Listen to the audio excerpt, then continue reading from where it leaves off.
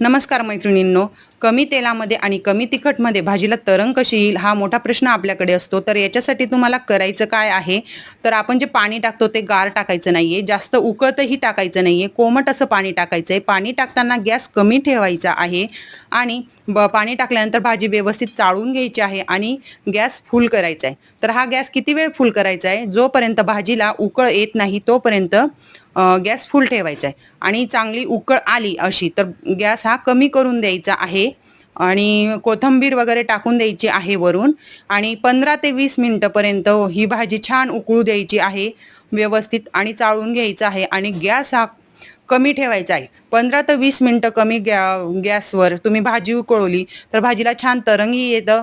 बघा किती छान तरंग आले आणि भाजीला छान चवही येते। तुम्हाला ही ट्रिक्स कशी वाटली ते मला कमेंट करून सांगा आणि व्हिडिओला लाईक करून जा आणि चॅनलला सबस्क्राईब करून जा।